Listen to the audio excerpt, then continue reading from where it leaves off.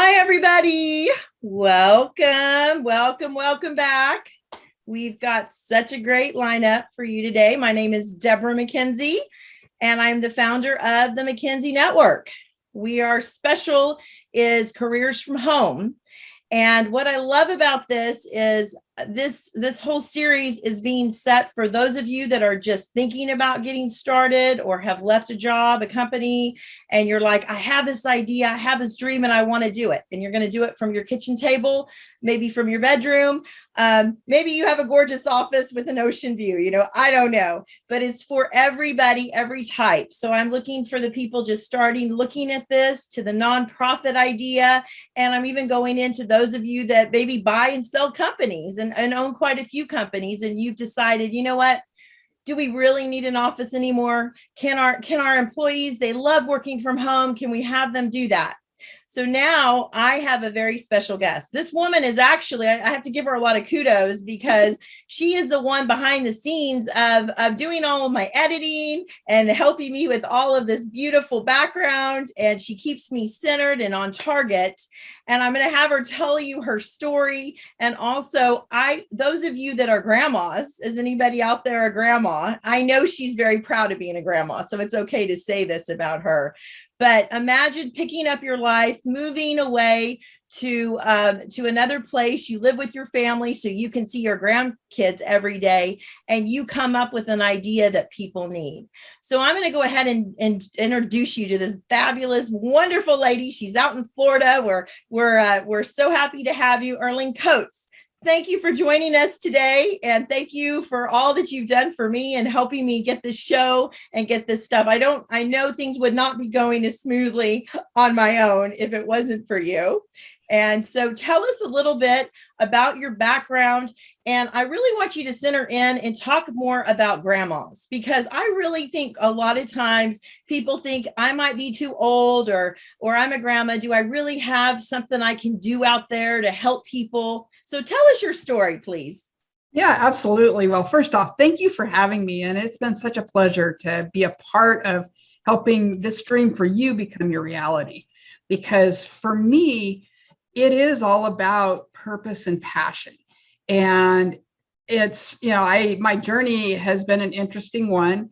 As a result of being a grandma, not only do I fluently speak geek, yes, I said geek, and I can talk to the normal human who just doesn't care about all the technical details behind the scenes. I have the ability to take the complex things and make them very simple. And some of that comes as a result of being a parent and a grandparent and having to be able to communicate on a level that is not the level that my brain always works at. And so over my entire career, I have worked as a solutions architect for large mainframe computer systems and done a whole variety of things within that world. And at heart, I've always been a coach and a mentor. So I was leading many organizations and doing a lot of that as I was designing large systems. But then I took early retirement. It was actually a point in time in my life where the company had been sold. The new company that took over wasn't making all the best choices. They had fired all of the people who knew how to run a services organization, even though that's why they bought us. And as a result, I knew that within probably 3 to 4 years, I would be laid off if I didn't take an early retirement option that was given to me. I decided to take that and started down the road of entrepreneurship in more the virtual and the online space. Leading up to that, I had owned 2 brick and mortar businesses. And so business ownership wasn't new to me, but moving into the work from home, virtual online space was a shift. Did you find that the reason that this idea came about was this more so because of COVID and what you saw? So, one thing, just for those of you that know, and I'm just going to be totally vulnerable. I'm working on this, so I'm not going to say I am this. I guess I should say I was this, very technically challenged. And those of you that are, maybe you're not good at Zoom, maybe you're just not good at, it's not that you're not good. It's just that, let's face it, how much time do you have in the day? Are you going to spend 5 hours, which I would be spending this probably, probably losing my information on my computer? Or am I going to bring somebody on that has that skill set and let me go out and network and interview people and do the stuff that I love, which is being around lots of people and helping their dreams come true? Or are you going to put me down and make me a techie? Because it will take me literally for one, and those of you out there that know me personally, it does take me a while to get down systems. And sometimes I never do. Sometimes I'm just like, I just go squirrel, let me go focus on this. So when I was talking with her, she actually came from a referral, which we love referrals, right? That's one of our big, that's the way I think you probably, most of us start our businesses is based on referrals, correct? Absolutely. So, yeah, so I got a call from a really good friend of mine, Catherine Bell, who is just a fantastic person in our CO space connections that we have.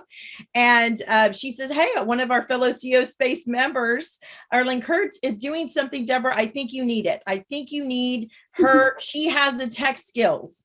And so I'm talking to people and they're like, well, don't you know how to do a Zoom? And I'm like, I do, but to put it together, to try to think, to try to check time, to try to do all this stuff, to do a background, I don't know what I'm doing. So I talked with her and she has just been fantastic. So again, thank you. But my whole point is that this woman saw a need and jumped in and said, how can I help people do this? And we take for granted all the time, don't we? We go and we say, well,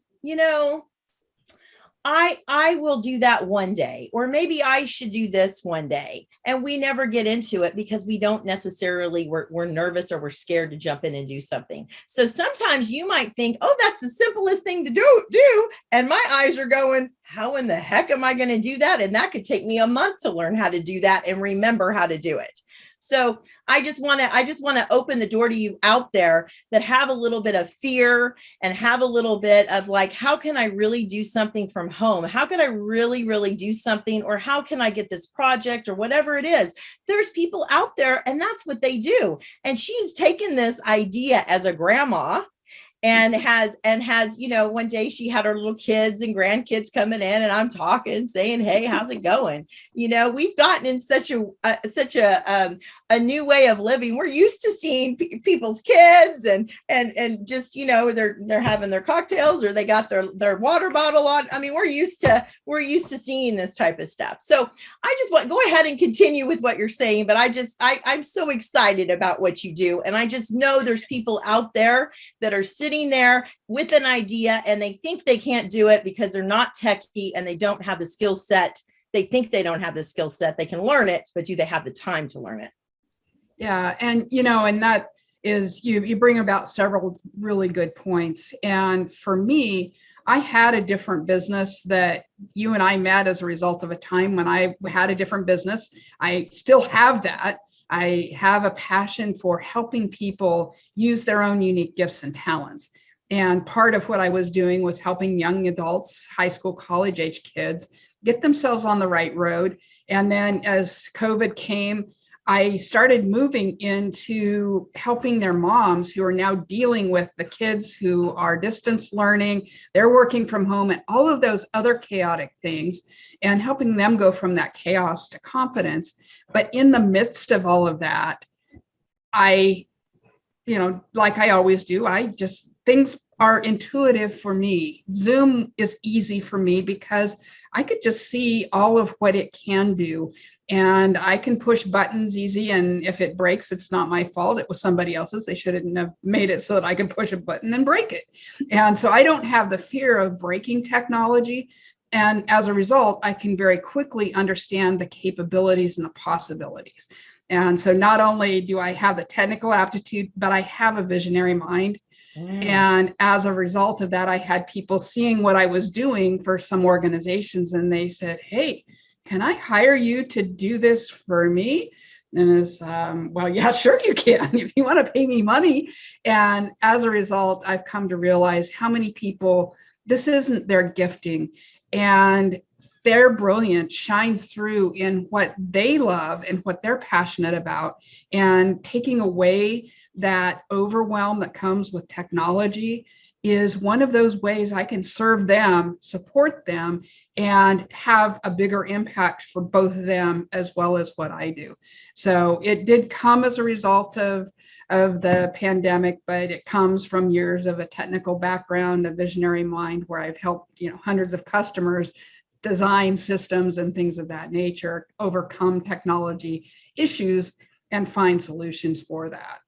What do you see is going to be, just in your experience, what do you see that the new trend is going to be? Do you see, or the way we're going to do you see that Zoom is going to continue? Do you see that there's other technologies out there that are coming about that could make this easier? Do you see we're going to be doing large events? What are your perspectives, and what are you hearing out there in the field?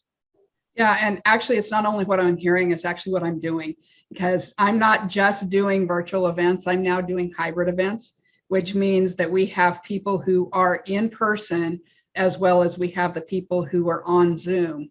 And as a result of the shutdown and the pandemic and the Zoom time we've had, those who are used to living in the virtual room and the virtual world are not ready to go back to what the old norm was for the virtual guys. And that was a camera at the back of the room that could maybe see the stage. They could probably hear okay. But in general, they were like the, redheaded stepchild who was sitting off on the side and were not an active participant in that. So the expectation and the standards have been raised for our virtual participants. So as we start shifting into the new norm, I think the virtual will be here to stay, but it will come along with that in-person experience. And the real critical component there is ensuring that you're treating the guys on Zoom just like you are the ones in the room. Yes, you can't give them a physical hug, but you can give them the same level of attention. You can give them the same level of interaction. And I believe that absolutely is going to be our new norm, is that we're going to see more and more situations that are going to have that virtual as well as in-person experience. And it's important to set that up for huge success. Set yourself aside as the forward thinker of someone who puts on an event that not only do they do an amazing job in the room, but they do an amazing job behind the scenes with all of those who are joining there virtually. That's true. Have you on some of these that you've done? I mean, I just came from San Diego a week ago, and I went to two amazing events. I'm going to mention them because I just love them. My secret knock is by far, it truly is a secret knock. Like, you have to have an invitation to get in. And then another one that is up and coming is Elevate, and that is one that is set up actually to help nonprofits and foundations and everybody getting together, and it's just amazing. So have you noticed with events like those, or maybe not those, but events, have you noticed that the numbers have been, is there any ROI that you guys have been able to create yet? Maybe you're in the process of that, because we're just starting to get out where we can go to more events and stuff like that. I'm curious what your thoughts are on that. Yeah, the reality is there are people who have now come to realize that they don't have to have all of the miles in the airplane to have a really powerful impact in an event. So Yeah. there are many people who are now saying, yes, there will be some events I'm going to go to in person, but there are going to be other events that I'm going to jump on Zoom, because, even sometimes people who are in town. And right now, one of the things I think that has been raised as from an awareness standpoint is an awareness of overall health. And it used to be if you were feeling a little bit sick, you went ahead and went to the event and potentially got other people sick. It wasn't necessarily corona, but it was something else that you were taking and you were spreading your germs. I think that as in general, people have gotten a lot more aware and a lot more considerate when it comes to that. And so they can maybe plan to go to an event in person, but where there's the virtual component, that if they're not feeling well, they can still attend. We have organizations that are now available to reach people across the nation that have monthly, weekly, different events that people can attend on a regular basis, continuing to have their impact for their business across the nation instead of being localized in specific local marketplaces. Right, right. No, I definitely agree with that. And it's something when you're saying that came to mind is speakers. Mm-hmm. So I know I get invited to lots of different events, maybe some that I might be speaking at, or some that I know people, or they say I can't go because I'm going to be in New York or I'm going to be in LA and I can't be at two places at one time. The beauty of it is right. I'm sure some people have done this, but you can go into your hotel room, pop on the Zoom, and then speak in front of everybody and still be at the other event doing that. So it really, really is what an amazing, technology we have. And I'm so grateful that we have somebody that stays abreast of everything that's happening out there. Even, sometimes I'll call her and I'll go, I don't know why my computer, this window won't go down, or this won't work or whatever. And she's like, oh, I got you, no problem. So it's just been great and so helpful. But I want to talk to you about something that hits a little bit more home. And the reason that I really wanted this to be the grandma one is because I really think that so many people are not ready to retire. And you could be a younger grandma, an older grandmother, but most people think, oh, retirement, I'm going to spend it with the grandkids. And then they sit there and go, well, I don't know what to do. Or they take up maybe some hobbies or whatever. But do you feel like you're ever going to retire? Seriously? No, I don't think I ever will on a full-time 100% basis, just because I'm doing what I love, and where I'm serving and supporting people, then what better way to spend your time than making an impact? And so for me, maybe I'll slow down, we'll see. But as far as ever fully 100% retiring at this stage of the game, I don't see that happening anytime real soon, because it is something I love. And I think that the other thing that you kind of hit on is grandkids. Yeah. And part of what I do is helping to set a mindset for my kids and grandkids. That's really where my heart started, in that back in corporate America, I was working 60, 70 hours a week when I was raising my young children. And so there was a lot of their life that I was missing out on because I was working so many hours. Now, I did have some flexibility. So I was one of the parents who was fortunate enough to be able to go on a lot of field trips, but there still was a lot of time that I wasn't there. So early on, at the point where I started making the shift, it was partially to change that voice out there that says, as a kid, you need to go to college, get a degree, get a good job, and life will be perfect. You're going to retire and you're going to love life. Well, the reality is that probably wasn't 100% true when I went through that path. It is absolutely not true now, yet we continue to put the pressures on our kids to get into a great school, to go to college, get a degree, that none of which is in alignment with their gifting. So where you step back into the place of using your unique gifts and talents and showing up like you were created to be and making the impact on the world that you were designed for, then what better place to be? And if we can change that message, which ultimately, for a lot of kids, there's a lot of anxiety, a lot of depression that goes into all of the things associated with if I don't do this, I'm going to disappoint my parents. And so some of that is even changing the messaging for the parents and having them hear their child differently, recognizing that there are some kids who are destined to be an entrepreneur, and we want to encourage and support that. There are some kids that hands-on working in the trades is going to be a perfect place for them. There's a lot of money that can be made as an electrician, as a plumber, as an air conditioning guy. All of those have really some very good potentials if that's your gifting. So if we get people on the right path to what they love to do, then we take away a lot of the fear, anxiety, depression, and those other things that are really impacting our youth.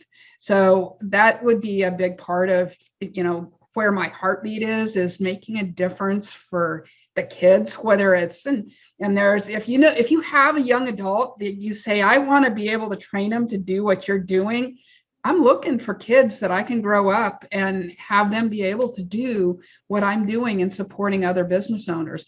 Obviously, there's some pieces that are my unique gifting that they would come alongside and I'd help them with pieces of that. But absolutely, my heart is to train up more people that can support those who have, and I have to say, you're one of those great examples that with as much networking as you do, the thought that you would be, that Zoom would be overwhelming was a little bit of a surprise for me. Yeah, I know. It's not, but it's, oh, you can network. You must know how to do everything. well, yeah, but that's not your genius. No. And so where you can have someone who has that mind, this is, oh yeah, I can see how that works. Oh, this is fun. And again, it goes back. I at my core, I'm a coach and a mentor. So part of what I'm doing, even as I'm helping people put on live events, put on, either a workshop, a summit, or webinars even, and helping do your TV is, how do you design that? Looking at it with, beginning from the beginning, begin with the end in mind, the Stephen Covey quote, I absolutely love because of its message. And where we do that with any of the things we're looking at, then we can set ourselves on a path of success and use the technology in a way that helps us on the tail end get the results we were hoping for. I really love this, and a few things have come to my mind, and because I am such a networker and connector, two questions. The first one is about nonprofits, and the second one is about mentorship and really mentoring people. Now, have you gotten to? I can't remember. We talked about this, and it just hit me. Did you start a nonprofit, or were you working to? We've talked a little bit about something about nonprofits with kids. I'm trying. This was a conversation we had maybe 2 years or 3 years ago. But I don't forget conversations with people. I'll forget names, but I don't forget my memory on conversations. They hit me every now and then. Was there something I can't remember? At one point in time, I was looking at a nonprofit. Reality is right now I am actually on the board of a nonprofit. And there will likely be a point in time where I will create a center here in St. Augustine that is a virtual event space that supports hybrid events, but ultimately it's bringing in moms who need a hand up to help support them in being able to come in and learn a trade, learn how to support an organization or other things.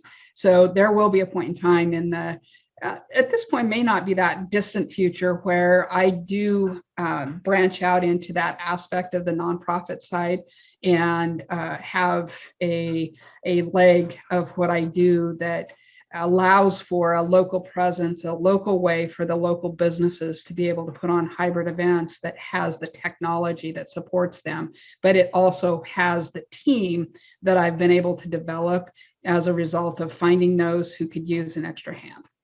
I love that. And the whole, congratulations on being on the board. One of my biggest passions, and the reason one of my biggest reasons for starting the McKinsey Network is, and we've talked about this, is really, it's about the humanitarian effort. And I really want to get out there and encourage people to be involved in nonprofits and be involved in foundations, but not just that. Someone has an idea over here that they want to, they want to start this nonprofit, and someone else over here has this idea too.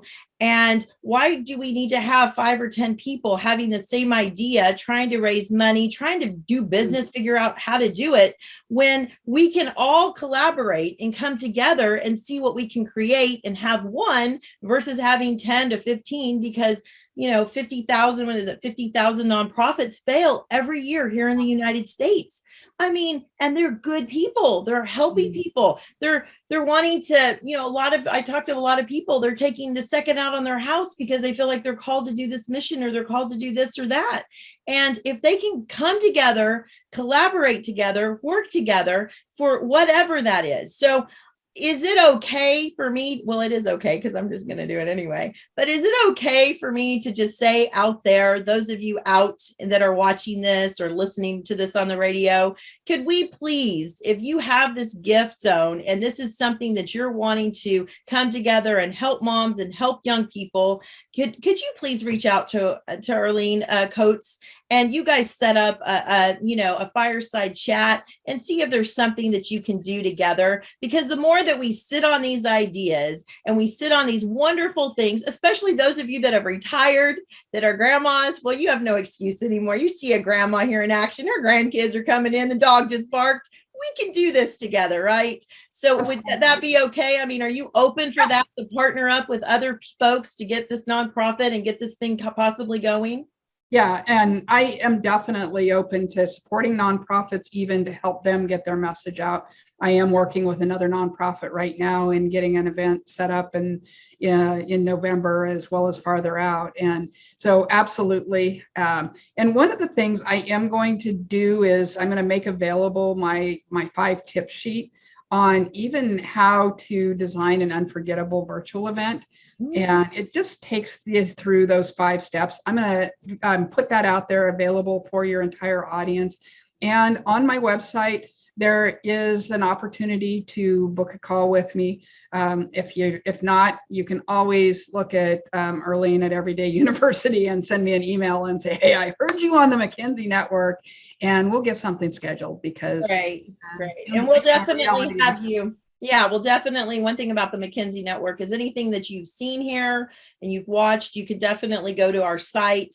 And everybody who comes on as somebody that I really feel comfortable with putting out there and sharing in the network of the relationships that I've made. But not just that, also being able to go in, and I want everybody to get some type of special for being associated with the McKinsey Network and watching and spending time and supporting us with our efforts that we're trying to do here. Love it. I love it. Well, I appreciate you coming on and speaking and all the stuff you do behind the scenes to make our show impactful and adding everything. And I just want to go ahead. We're going to sign off now, and we hope that you watch the next one that will be coming up here. We've got a 4-week series, 13, 14 interviews that we're doing with great people from Careers from Home. But one last thing, and this is the McKinsey Network motto, is that every connection creates an impact. Thank you. Have a beautiful day.